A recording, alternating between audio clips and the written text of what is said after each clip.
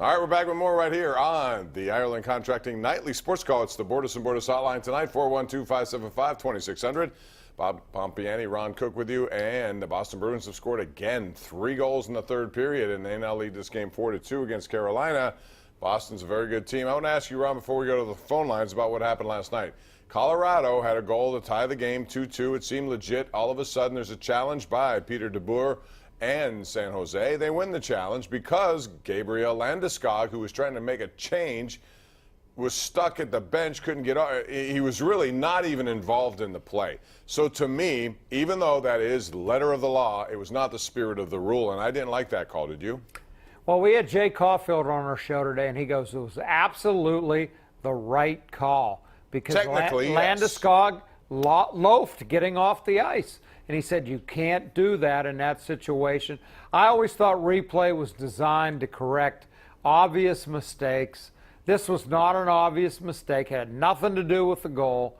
But by the letter of the law, it was offsides. Okay, that's what my point is. We talk about obvious mistakes. I'm of the same belief you are. It has to be obvious. That's what the whole intent was. This was not the intent of the rule. But it was obvious, though, he was offsides. It's not the intent of the rule. He was No, changing. I He was agree. not involved with the play at all. But here we go. You know, I have so much respect for Jay. So do and I. he had no problem with it. He goes, absolutely the right call. And I guarantee you, if that had been the Penguins playing that game, they'd have challenged Right, it, and they'd have won, and we'd have go, great, right? I understand that, but I think it's gotten to the point now where we understand that's part of it, so you say, yeah, it's the right call. It's not the spirit of the rule, and I'm never going to agree. I agree. With that, so. I agree. Let's go out to Paul in North Side. What's up, Paul? How are you tonight?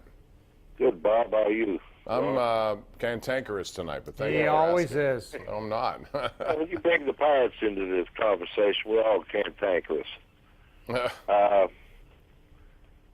They need to do something about this team. I don't know what it is. They're doing the same thing. They pitch good. Not lately. Not tonight. Not yesterday Yeah, either. I mean, they don't put the two together. According to Joe Block, they hit good tonight. No. Not when your pitcher gives up 8 runs in 3 innings. When you're down 12 runs, I don't care if you don't have 16 runs on the others on your side. You're not hitting that well. I don't care what No. You're not I mean, 16 or listen. 4. This was Musgrove to me. They needed him to step up, pitch well, and he didn't. This is 3 straight games now. Their starters haven't gone beyond the 4th inning, and he only goes 3. And he leaves a bad situation. You know, Clay Holmes had no chance but to get people out, and he didn't. He walked 2, and all of a sudden 4 straight walks, and, you know, all of the floodgates I put are this open. on the pitcher tonight. Line 2 we go. It's John in Banksville. What's up, John? What's going on with you? Hi, guys. How you doing? Want to change the subject and just chat about hockey for a minute. You guys were chatting about the Malkin rumors, and it's sort of fun this time of year in the off season because there's so many rumors out there every day about everybody, which turn out to be as reliable as CNN. But I heard too that I mentioned specific guys, and I wondered if you heard about them and what you thought. The first one was Malkin to Anaheim for Getzlaf. He's an older guy too, though. I don't know. I don't want to bring an older guy in here. He may be older than. In fact, he is older than Evgeny Malkin. I agree. He turned 34, and you don't rebuild with guys older than Malkin. No. But the second one was interesting. It was Malkin to Florida for Huberdeau, a top prospect, and their number 1 pick. Now I'd think about that. That's one that I think is more realistic, and here's why. Thank you, John, for the call. Number 1, Malkin has a home down there, or at least a place he goes to in Miami, and that's very close to there. So I think Dale Talon is very interested in changing the dynamic of his team, Ron. He has a history making trades with Jim Rutherford. I wouldn't be surprised if that conversation is going on, but I'll tell you what, I'd want more than Jonathan Huberdeau, and I need more. Not just draft pick. I want more players on the roster right now who can play. Well, I'm investigating anything, including trading Malkin. You know, he has a no movement clause. He's got to approve anything. They're going to work out a deal with him. I do think they want to change over this roster. I think they realize they can't win with what they have. These guys have seemed to turn out the coach, turned them down a little bit. I don't think you're going to fire Mike Sullivan. I think there's going to be a major move, whether it's Malkin. I think it's more chance of being Kessel maybe Letang. I think Malkin will be back here next year, Bob. Yeah, I don't know what you think. Well, here's the thing. I don't think Kessel will be back here. No, I agree with that, too. That's my first thought going into this. And number one, on top of all of that, I think you still can win with guys in their 30 as long as you have a support group in place.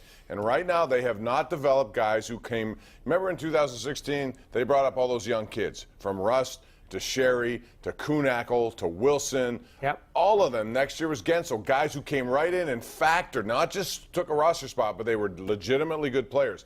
They need more of that. You can still surround the superstars with better players, and I think that has to be a way to go in this situation. Well, they got to listen to the coach, too. They got to play the way he wants them to play. And I think Malkin and Letang can be very selfish at times and play the way they want to play. Now, can they be reeled back in? Sure. I mean, Malkin still gave you a point a game or whatever it was, but I thought he had a horrible year. All right, PA Ram 59 on Twitter, at KD Pomp, at Ron Cook PG says, what hurts the Pirates' chances of getting to the playoffs more in 2019? Tyone being out for a few months, Archer, acquisition, or the owner? Ron, how would you answer that? Well, I mean, to me, the owner is going to spend what he's going to spend. I would put him number one.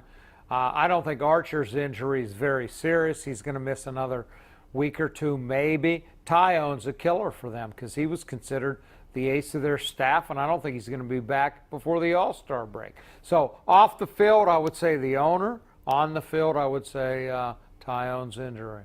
All right, let's go out to Waylon in Washington. What's up, Waylon? How are you? Hi, Bob. Hi, Ron. Hey, listen, I'm going to buy you guys a couple of Manhattans because you're going to have a meltdown here. Hang in there. But anyhow, I think that the Pirates should not have got rid of Garrett Cole. I mean, it's just, it's obvious. And it's well, they're not. Waylon, they've set the blueprint up for this. They're never going to sign someone who's embarking on a And big Garrett contract. Cole wanted out of here. He couldn't wait to leave. And I don't think he would have been successful here if he had stayed. He couldn't wait to leave. But also, they're not going to, spend some. They're not going to give. They're not going to sign him a long-term deal. No. But you should maybe from time to time, and I'm not talking about 100 and 200 million. I'm talking about something that makes sense to the market. Say a month ago, do you wish they'd have signed Tyone to a big deal? I still do. I still wish they would have done. He may not pitch for 2 months. That doesn't mean he's not worth it in the future. Okay. They're going to have to at some point address that. Let's go to line 5. That's Thomas and Duquesne. What's up, Thomas? How are you? Thomas. Hi. Go ahead, Thomas. Well, what a problem we have here in Pittsburgh for the Pirates. Seems like it's the same story every year in, year out. All right, what your solution would be? What then? I think what they need to do is get rid of the owner.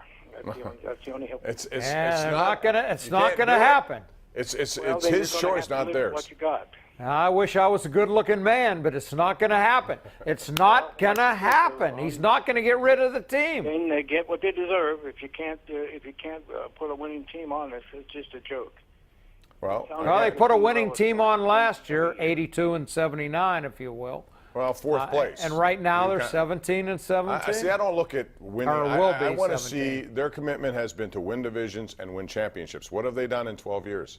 Have they won any of those? No.